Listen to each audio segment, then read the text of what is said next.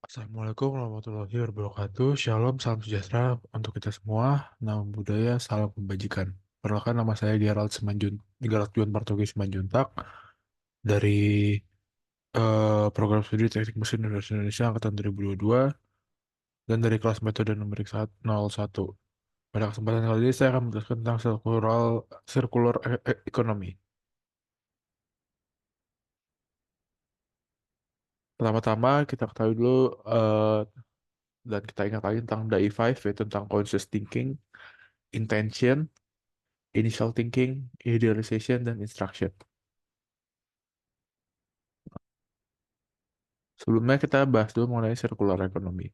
Circular economy atau ekonomi sirkular adalah sebuah modal ekonomi yang bertujuan untuk meminimalkan limbah dan memaksimalkan penggunaan sumber daya. Konsep ini berbeda dari model ekonomi linear tradisional yang mengikuti alur ambil buat buang. Ekonomi sirkular berusaha untuk menciptakan sistem tertutup di mana bahan-bahan dan produknya bersirkulasi selama mungkin. Nah, dalam ekonomi sirkular ini terdapat prinsip-prinsipnya, yaitu yang pertama mengenai desain yang berkelanjutan. Jadi produk dirancang agar tahan lama, mudah diperbaiki, dan dapat didaur ulang. Desain yang mempertimbangkan keberlanjutan ini sejak awal akan memudahkan perpanjangan masa pakai produk dan pemanfaatan kembali materialnya. Lalu tentang penggunaan bahan yang dapat diperbarui. Jadi dalam prinsip ini mengutamakan penggunaan bahan-bahan yang bisa diperbarui atau mudah didaur ulang, seperti biomaterial atau bahan daur ulang yang dapat mengurangi ketergantungan pada sumber daya alam yang terbatas, seperti sumber daya alam yang tidak dapat diperbarui. Lalu yang ketiga, mengoptimalkan penggunaan produk.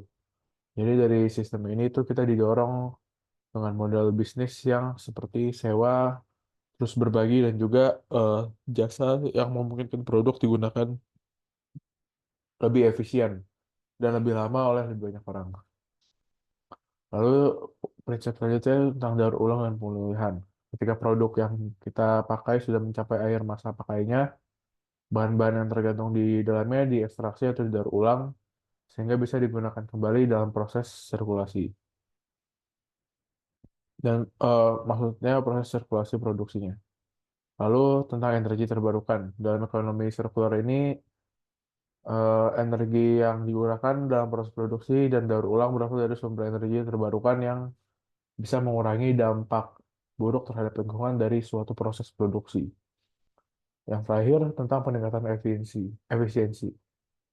Jadi melalui inovasi dan teknologi yang ada, circular economy ini bisa meningkatkan efisiensi dan dari penggunaan sumber daya alam maupun sumber daya manusia dan dapat mengurangi limbah sehingga hasil produksi dapat lebih maksimal.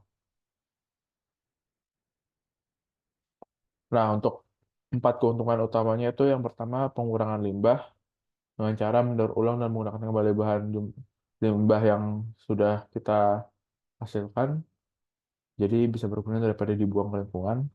Yaitu kedua tentang pengurangan emisi karbon. Jadi dengan mengurangi kebutuhan produksi baru dan proses yang efisien, emisi karbonnya dapat berkurang.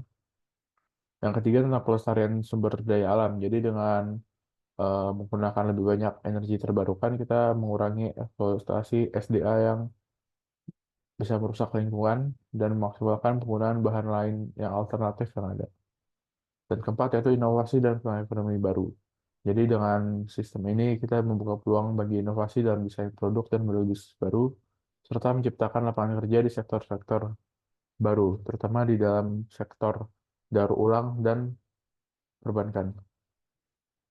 Sekian presentasi dari saya. Terima kasih atas waktu dan perhatiannya.